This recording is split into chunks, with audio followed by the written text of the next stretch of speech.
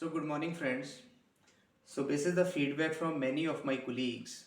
मैंने ये सोचा कि एक ऐसा वीडियो होना चाहिए जिसमें जो ट्रेड फाइनेंस का जो कंसेप्ट है उसको बहुत ही आसान भाषा में और बहुत ही प्रैक्टिकल वे में समझाया जा सके। इस वीडियो में मैं ये कोशिश करूँगा कि जो ट्रेड फाइनेंस का कंसेप्ट है, चाहे उसका मोड ऑफ पेमेंट्स हैं, चाहे उसका ओवरऑल प्रोसेस है जिसमें डॉक्यूमेंटेशन मूव करती है बैंक टू बैंक, जहाँ इसमें क्या क्या टर्मिनोलॉजी यूज़ की जाती है, इनको टर्म्स क्या होती हैं।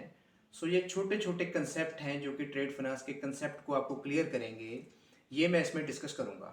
सबसे पहले हम ये डिस्कस कर लेते हैं कि ट्रेड फाइनेंस इम्पॉर्टेंट क्यों है। देखिए guys, whenever we are going to any MSME, हम किसी भी बिजनेस हाउस में अप्रोच करते हैं तो बिजनेस हाउस का जो सबसे मेन ऑब्जेक्टिव होता है वो होता है प्रॉफिट मैक्सिमाइजेशन। देखिए, जो प्रॉफिट होता है वो रेवेन्यू, टोटल रेवेन्यू और टोटल कॉस्ट का डिफरेंस होता है। In order to increase the total profits, either we need to increase the total revenue or to decrease the total cost. So now, because of the competitive scenario in the market, it's not easy to increase the total revenue as such. So what we can do, we need to decrease the total cost in order to increase the profitability. But उस cost को हम down तभी कर पाएंगे, उसको कम तभी कर पाएंगे अगर हमें जो टोटल कॉस्ट है उसकी हमें जानकारी होगी।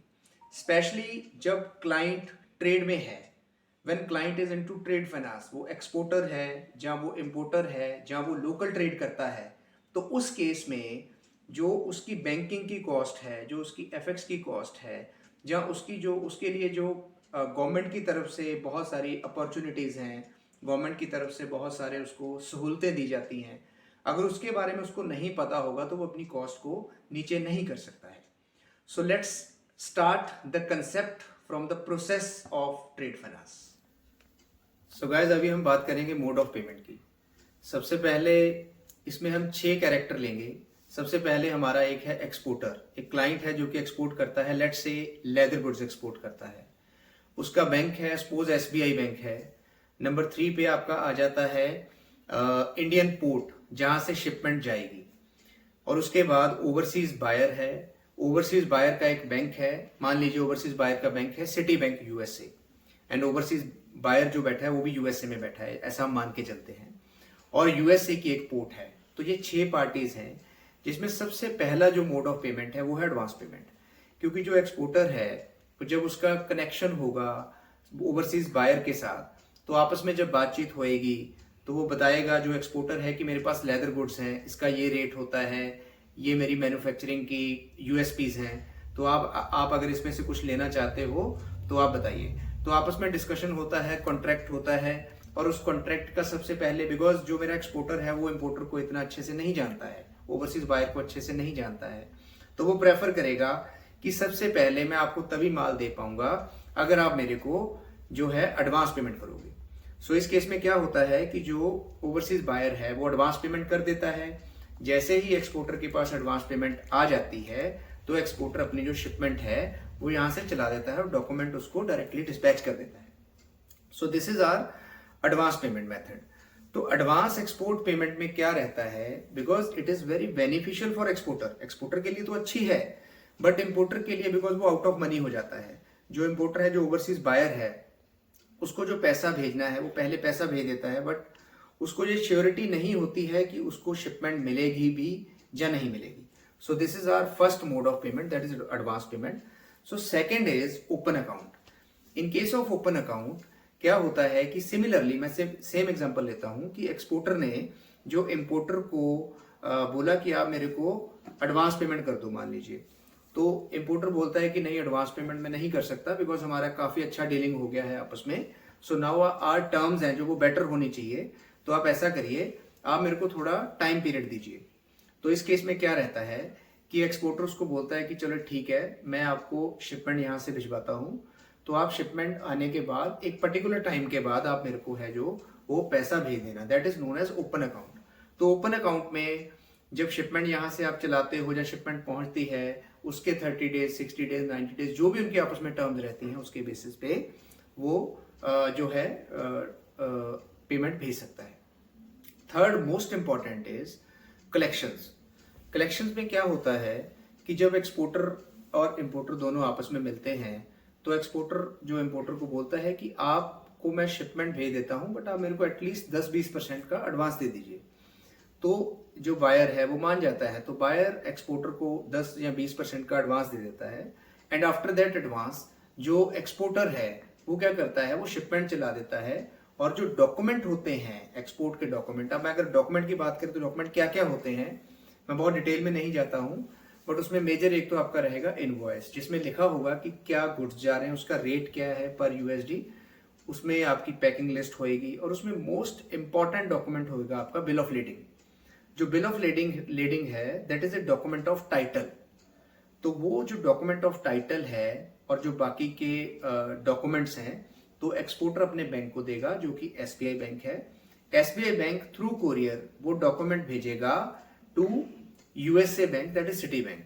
अब सिटी बैंक को वो डॉक्यूमेंट मिल गए। अब डॉक्यूमेंट दो तरह के हो सकते हैं। Number one is document against acceptance that is known as DA and number two is document against payment.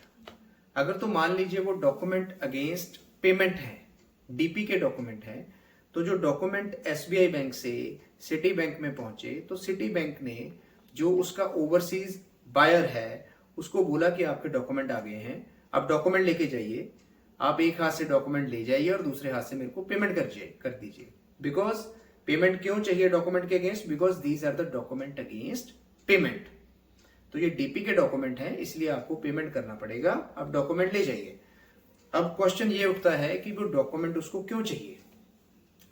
जो आपका ओवरसीज बायर है वो डॉक्यूमेंट जिसमें मैंने आपको बताया कि जो बिल ऑफ लीडिंग है that is document of title, वो डॉक्यूमेंट जब वो अपनी पोर्ट पे लेके जाएगा यूएसए की पोर्ट पे और दिखाएगा, उसके बाद ही उसको वहां से जो गुड्स हैं, जो शिपमेंट जहां से चली हुई है जब वहां पे पहुंच गई है वो उसको तभी मिलेगी जब वो पूरा सेट डॉक्यूमेंट्स का वहां पे देगा।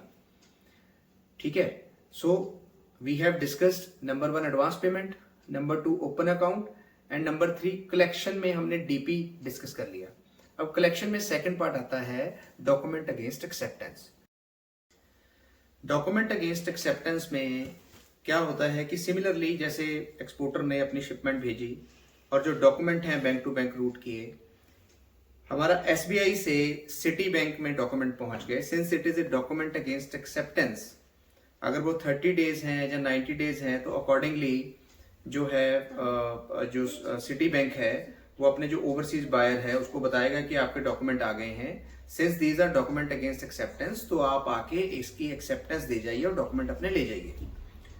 तो इस केस में जो बायर है, जो ओवरसीज बायर है, वो क्या करेगा, वो आएगा अपनी एक्सेप्टेंस दे देगा। अगर वो 60 डेज हैं तो वो लिख देगा कि 60 डेज के बाद वो एक्सेप्टेंस दे रहा है कि 60 डेज के बाद वो पेमेंट कर देगा।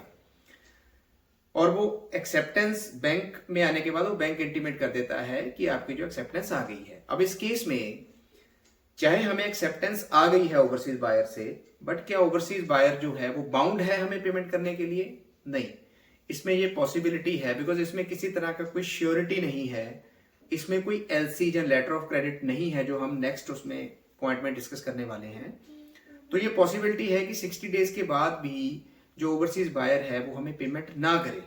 तो हमारा इसमें रोल क्या रहता है, we will request our bank SBI bank कि आप वहां पे रिमाइंडर भेजिए ताकि वो वहां से हमें पेमेंट करे। तो हम उसको पुश करेंगे, हम डायरेक्टली कॉल करेंगे अपने ओवरसीज बायर को। Exporter obviously exporter will call overseas buyer कि आप पेमेंट करिए, 60 डेज से ऊपर हो गए हैं। तो ये पॉसिबिलिटी है कि उसकी पेमेंट लेट आए या बहुत लेट आए। तो इसी को सेफगार्ड करने के लिए जो नेक्स्ट मोड है that is known as letter of credit, LC. अब एलसी में क्या होता है कि एलसी एक इस तरह का मोड है कि जिसमें एक्सपोर्टर भी खुश होता है और इंपोर्टर भी खुश होता है। इसमें क्या रहता है कि जो इंपोर्टर है, जो ओवरसीज बायर है, वो अपने बैंक को मतलब सिटी बैंक को एक एप्लीकेशन देता है कि आप अपनी तरफ से एक मेरे को गारंटी दे दीजिए, एक मेरे को लेटर ऑफ क्रेडिट दे दीजिए कि अगर मैं पेमेंट नहीं करूंगा एक्सपोर्टर को जो कि इंडिया में बैठा है तो मेरा बैंक पेमेंट करेगा। तो इस तरह से एक अंडरटेकिंग जो एलसी के रूप में जो सिटी बैंक है वो एसबीआई को भेजता है, that is a similar to a purchase order. तो तो on the request of the overseas buyer Citibank will send a LC SWIFT to our bank, that is SBI, और SBI फिर बताता है कि आपकी LC आ गई है और LC में ये टर्म एंड कंडीशंस हैं एंड ये टर्म एंड कंडीशंस हमें कंप्लाई करनी है। तो अब इसमें क्या रहेगा कि जब LC आ गई है तो जो एक्सपोर्टर है, एक्सपोर्टर के पास ये श्योरिटी है कि उसकी जो पेमेंट है, अगर वो शिपमेंट भेजता है और जो LC के अंदर दी गई कंडीशंस हैं उसको प्रॉपरली वो फुलफिल करता है तो उसकी पेमेंट सिक्योर है, बिकॉज ये पेमेंट की जो गारंटी है वो सिटी बैंक की है। अब इस केस में क्या होगा, फुल हम एक बार डिस्कस करते हैं। इस केस में क्या रहेगा कि सबसे पहले जो बायर है उसने अपने बैंक में, सिटी बैंक में एप्लीकेशन दी, सिटी बैंक ने LC खोली, on the behalf of that LC जो बायर है, जो सप्लायर है, सप्लायर ने शिपमेंट इंडिया से चला दिया। अब शिपमेंट जैसे ही वहां पे पहुंचा और सिमिलरली डॉक्यूमेंट जो LC के अंडर डॉक्यूमेंट हैं जो भी मांगे गए थे वो डॉक्यूमेंट हमने बैंक टू बैंक भेजे, जो SBI ने सिटी बैंक को भेजा। जैसे ही सिटी बैंक के पास वो डॉक्यूमेंट आए तो Citibank will make the payment if LC is LC at sight. कि साइट की LC है कि LC के अगेंस्ट जो सारे डॉक्यूमेंट्स हैं अगर वो सारे ओके हैं तो Citibank will make the payment at sight. इसको जो टर्मिनोलॉजी है इसको 5 दिन में पेमेंट करना होता है। तो Citibank will make the payment within 5 working days to SBI। अगर मान लीजिए वो साइट LC नहीं है तो वो कौन सी LC होएगी, then it will be a usance LC। Usance LC में एक उधारी दी जाती है जिसमें मान लीजिए अगर 60 डेज यूजांस है तो 60 डेज के बाद बायर को पेमेंट करना है। This is similar to DA। अब जैसे हमने DA में बात करी थी कि अगर 60th डे पे जो ओवरसीज बायर है अगर वो पेमेंट ना करे तो उसमें हम क्या कर सकते हैं, उस केस में हम कुछ नहीं कर सकते थे इन केस ऑफ DA। बट अगर वो जुजांस LC है तो इस केस में वी आर सिक्योर, क्योंकि हमें पता है कि 60th डे पे अगर वो पेमेंट नहीं करेगा तो bank has to make the payment. So these are the mode of payment. So next जो हम थोड़ा ब्रीफ में डिस्कस करते हैं that is Incoterms. So basically Incoterms क्या होती हैं, जैसे मैंने आपको बताया कि जो मेरा एक्सपोर्टर है और जो ओवरसीज बायर है जब आपस में वो बात करते हैं, जो आपस में कॉन्ट्रैक्ट करते हैं, उसमें जैसे मान लीजिए मैंने एग्जांपल लिया था कि लेदर गुड्स है। अब जो लेदर गुड्स हैं जो कि सपोज आगरा में, इंडिया में आगरा में बनते हैं, तो आगरा से लेके USA तक का जो पूरा खर्चा है अगर वो पूरे का पूरा खर्चा ओवरसीज बायर करता है तो इनको टर्म डिफरेंट रहेगी। अगर जो एक्सपोर्टर है वो अपनी जो प्रेमिसेस है वहां से उठा के उसको पोर्ट तक लेके जाता है और पोर्ट के बाद वाला खर्चा जो है वो सारे का सारा ओवरसीज बायर का है तो इनको टर्म डिफरेंट रहेगी।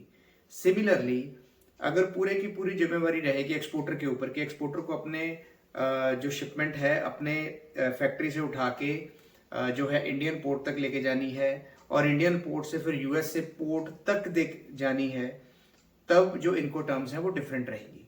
सो इनको टर्म बेसिकली एक रूल्स हैं जिसमें जो टोटल कॉस्ट है या टोटल रिस्क है जो शिपमेंट का वो डिवाइड किया जाता है between exporter and importer. So guys I am very hopeful that ये जो वीडियो था उसमें आपने जो ट्रेड फाइनेंस का कंसेप्ट है उसको प्रॉपरली समझा होगा। So basis feedback from you guys, basis feedback from my other colleagues, definitely I will try to make more videos. But वो वीडियो का जो टॉपिक होगा वो आप मेरे को डिसाइड करके बताएंगे। अगर आपको ये वीडियो अच्छी लगी और आप नेक्स्ट वीडियो भी अच्छा चाहते हैं तो कमेंट बॉक्स में प्लीज़ कमेंट करिएगा। Thank you very much.